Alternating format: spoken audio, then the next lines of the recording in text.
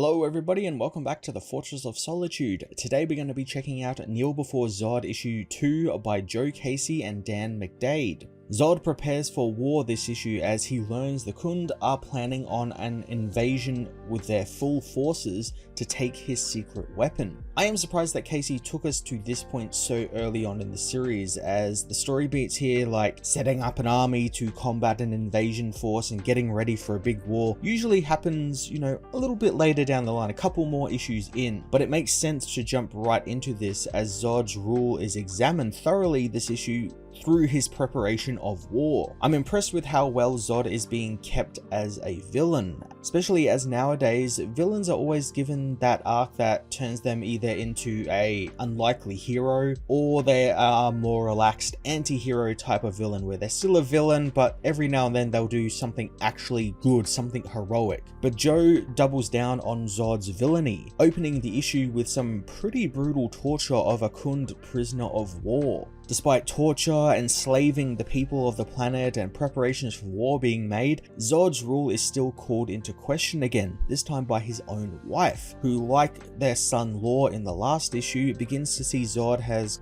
maybe gone a little soft and isn't as reactionary or the great military mind that he used to be. It's so cool that this is what the book has chosen to focus on, a Zod who has it all but also has nothing, and as he says in the book, he feels like he's reached a sort of pinnacle and doesn't know where to go next. It's some very big King Conan vibes from it, and it's such an obvious choice for a character like Zod that I am surprised we have not seen this tackled with the character before. Especially since it gives a little bit more meat for his character to deal with and makes him more than just, another evil Superman, who, someone who's the inverse of Superman. I also feel that Casey is making a bit of a meta commentary on Zod as a comic book character, as he wishes to evolve and grow as a character and move forward as a character, but his wife demands that he stay as the simple, despotic military warlord, like what some fans expect him to be, and something we've seen countless times with characters who choose to evolve, or writers who choose to evolve characters' storylines. We see pushback from a certain group of fans who just wish it was like how they were when they were reading it as a kid and never move beyond that and never evolve or change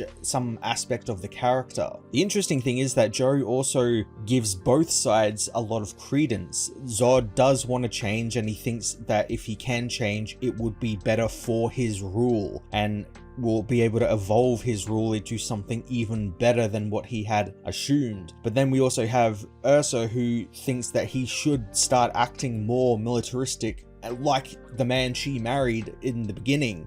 She needs to act like that ruthless warlord that led countless campaigns on Krypton in his younger years. And if he isn't that, then their family will not survive.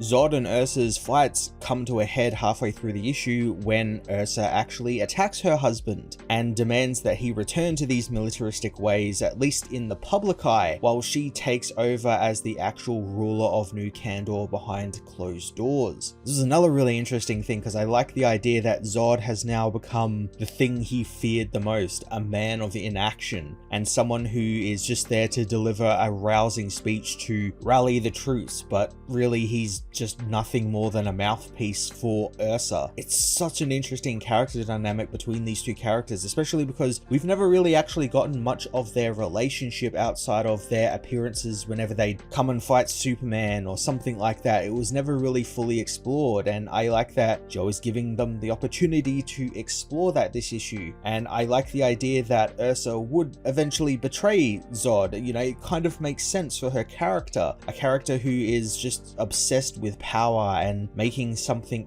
perfect, and of course they would betray each other. The Zod and Ursa, of course they would. And it's also a really nice inverse on the Superman and Lois dynamic, and we've been seeing a lot of that over in Action Comics and the Superman ongoing, so it's great that we actually have a book now that shows us the inverse of that. Zod's first solo series continues to fire on all cylinders, exploring facets of the character never fully explored before and giving him and his family some much needed depth and complexity, while also keeping the character's violent, brutal nature intact. I am really looking forward to seeing where Zod's rule goes now that he's being directly challenged by the ones he cares about. and where this will leave him in the universe. I'm going to give this issue a 9.5 out of 10.